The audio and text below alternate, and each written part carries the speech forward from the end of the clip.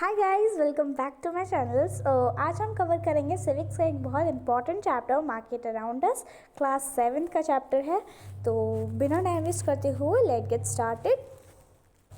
So our first topic is understanding markets. तो बिना time waste करते हुए हम स्टार्ट करते हैं वीडियो को। तो सबसे पहले हम जानेंगे कि इसके फैक्टर्स क्या क्या होते हैं एंड क्या क्या पहले होता था जो अब नहीं होता है, और अब जो होता है वो पहले नहीं होता है। सो अभी हम स्टार्ट करते हैं। आपने एक शब्द तो ज़रूर सुना होगा, that is trading guys, trading.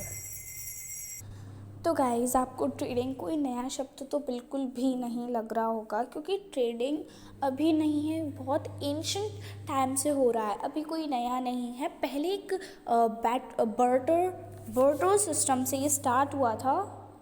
Sorry guys, एक सेकेंड। या एक सिस्टम से स्टार्ट हुआ था, that is barter system. This is very important, you have to remind this word. Okay, बार बार मैं इसको रिमाइंड कराऊंगी, आपको याद रखना है। Don't forget this word, that is barter system. Okay, barter system क्या होता था कि एंशियंट टाइम में क्या होता था, कोई भी चीज़ कोई खरीद रहा है। फॉर एग्जाम्पल, दो मेंस हैं and so for example there are two men here and for example इसके पास, इस वाले के पास, यानी इसका नाम हम रख देते हैं राम एंड इसका नाम हम रख देते हैं मोहित। ओके, मोहित। ओके, सो होता क्या था कि लाइक राम के पास राइस है एंड मोहित के पास क्या है, वीट है। ओके, कोई भी चीज़ हम ले लेते हैं, गेहूँ।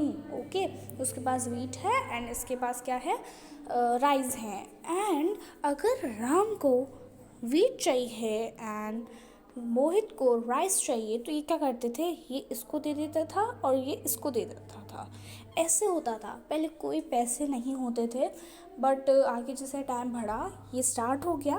बर्टर सिस्टम तब होता था। ओके, आई होप आपको समझ में आ गया होगा। तो let's move on the next topic, not next topic, the topic understanding markets का दूसरा पॉइंट। फिर बैटर सिस्टम के बाद इंट्रोड्यूस हुआ, यानी इंट्रोडक्शन हुआ हमारी करेंसी का। फिर क्या हुआ कि जो गुड्स होता था वो पैसों के बदले आता था। पैसे दो और आपको गुड और जो भी आपको चाहिए वो पैसे के बदले आपको मिल जाएगा। अभी भी यही होता है। अब क्या हो रहा है, और ये चीज़ तो आप सभी जानते हैं कि जहाँ पर गुड्स को बेचा जाता है और ख़रीदा जाता है, उस जगह को हम क्या कहते हैं, market. Okay, it's very common और वेरी वेरी कॉमन। या तो कुछ भी आज जो हम आज कल मार्केट को कैसे डिफाइन किया जा रहा है कि एक एरिया जहाँ पर शॉपकीपर और जो बायर्स हैं वो लेन देन करते हैं, नॉट ओनली ऑफ गुड्स, सिर्फ गुड्स का ही नहीं बल्कि आइडियाज़ और सर्विसेज का भी, मतलब सर्विसेज का भी हो जाता है, आइडियाज़ का भी हो जाता है। तो इस चैप्टर में हम क्या पढ़ेंगे कि various types of market that exist around us, जो कि हमारे आसपास में होती हैं। सो चलिए नेक्स्ट टॉपिक की तरफ बढ़ते हैं, that is types of markets. So अब हमारा एक और नया टॉपिक है, that is types of markets. So अब हम इसके बारे में पढ़ेंगे। तो जो मार्केट्स है, लाइक जो हमारा मार्केट है वो दो पार्ट में डिवाइड है। Okay, that is number 1 is retail and second one is wholesale markets. तो ये दोनों ही रिटेलर्स एंड होलसेलर्स जो है वो बहुत इम्पॉर्टेंट है मार्केटिंग में, और ये हेल्प करते हैं कि गुड्स जो है वो एक्सचेंज हो और सर्विसेज भी एक्सचेंज हो फ्रॉम द मैन्युफैक्चरर्स। जो मैन्युफैक्चर हो जाती हैं चीज़ें और टू द कस्टमर्स तक वो पहुंच, जो मैन्युफैक्चरिंग थिंग्स हैं, जो भी हैं सर्विसेज हैं, गुड्स हैं, वो कस्टमर तक पहुंच जाएं। ओके, आई होप कि आपको ये वाला टॉपिक भी समझ में आ गया होगा। That is wholesale markets. तो होलसेल मार्केट्स में क्या है और कैसा होता है, तो अभी हम बात करते हैं दिल्ली की। ओके, सो एक अंजना एक लड़की है जिसके फादर हैं प्रकाश चंद, जो कि होलसेलर हैं, और चॉकलेट्स एंड टॉफ़ीज़ का उनका स्टॉक रहता है। एंड हिज गोडाउन, उनका जो गोडाउन है वो एक प्लेस है जो कि खरी बाउली है, नियर चांदनी चौक। ये तो सबने ही सुना होगा, चांदनी चौक में दिल्ली में Prakash Chand keeps chocolates and toffees. जो प्रकाश चंद थे वो टॉफ़ीज़ एंड चॉकलेट्स अपने स्टॉक्स में रखते थे, और एक नहीं बल्कि बहुत सारे ब्रांड्स की।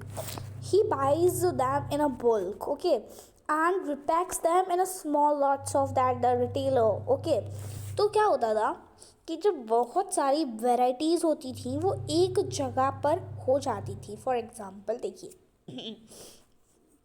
अंजना के फादर्स बहुत सारे ब्रांड्स के और वैरायटीज़ के चॉकलेट्स को बाय करते थे फर्स्टली, एंड देन वो उसे छोटे छोटे बल्क में दोबारा से पैक करते थे। ओके, और वो बहुत छोटी छोटी बहुत सारी चॉकलेट्स हो जाती थी, और जो कि एक प्लेस पर वो बेच पाते थे at a one place. Okay, Khari Baoli serves as a wholesale market for retailers. तो खारी बाउली जो है वो होलसेल मार्केट्स के लिए रिटेल एक्चुअली क्या है, खरी बाउली जो है वो होलसेल मार्केट मतलब होलसेल मार्केट्स मतलब just serves for the retailers. Okay, wholesale market जो है वो किसके लिए करता है, रिटेलर्स के लिए, पूरी दिल्ली में। Okay, hope you understand this concept. और एक और एडजॉइनिंग टाउन जो कि है नोएडा, फरीदाबाद, गुरुग्राम, यानी हम जैसे गुड़गांव के नाम से जानते हैं, वो भी ऐसा काम करता है। होलसेल का मतलब होता है कि एक मार्केट जो कि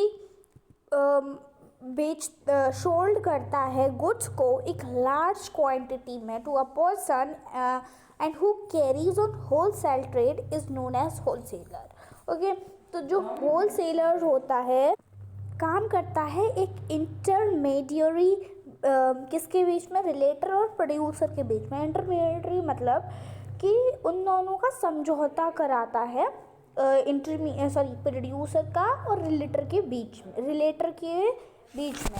अब हम नेक्स्ट टॉपिक पढ़ेंगे, that is retail market. So retail markets में क्या होता है, लेट मी टेल यू। तो प्रकाश चंद जो कि एक होलसेलर है, he only deals in chocolates and toffees. Okay, उनकी जो फैमिली है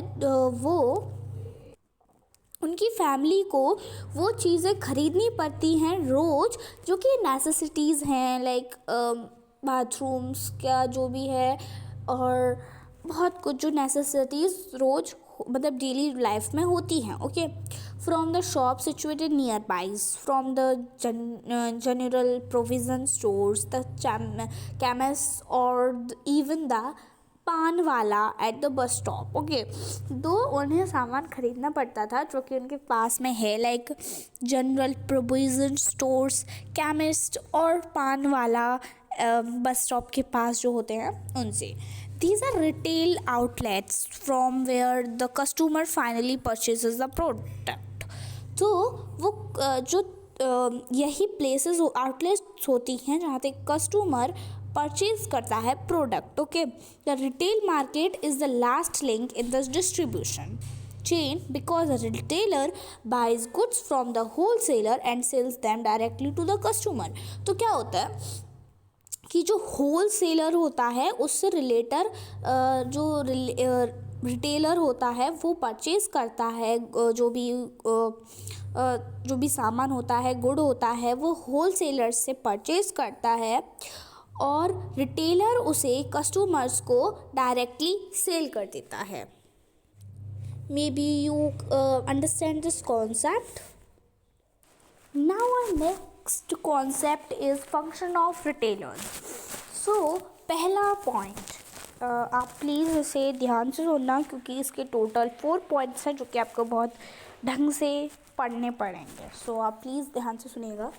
The retailer act as a link between the wholesale and the customer. जो रिटेलर है वो एज अ लिंक काम करता है होलसेलर और कस्टमर के बीच में. Okay, now second point is they serve wholesalers and manufacturers by distributing their products and making them available to customers. तो ये क्या करता है कि जो होलसेलर्स एंड मैन्युफैक्चरर्स थिंग्स होती हैं वो डिस्ट्रीब्यूट कर देते हैं उस प्रोडक्ट को and making them available to the customers तक वो अवेलेबल हो जाता है. मतलब होलसेलर से वो चीज़ खरीदी एंड देन कस्टमर को बेच दी. Simple. Okay. And now third point is retailers even help in promoting the sale of product by displaying advertisements or okay it's very easy. Retailers even help करते हैं promote करना चीज़ों को. मतलब कि रिटेलर्स जो होते हैं वो प्रमोट करते हैं उस प्रोडक्ट को एडवर्टीजमेंट्स के तरीके से और कस्टमर्स को वो फ्री गिफ्ट्स देते हैं, कूपन्स देते हैं एक मैनर में, ऐसा मैनर जिससे कि लोग अट्रैक्ट हों. Now the last point is, तो लास्ट पॉइंट है कि लाइक रिटेलर्स क्या होता है कि जब कोई कस्टमर कुछ लेने आता है, फॉर एग्जांपल वो ले रहा है कोई भी चॉकलेट, तो वो उसे अच्छे ब्रांड की चॉकलेट प्रेफर करता है. तो इस टाइप का काम होता है रिटेलर का. तो बाकी जितना भी चैप्टर बचा है वो हम नेक्स्ट पार्ट में पढ़ेंगे. सो आज के लिए बस इतना ही. Thank you so much and bye.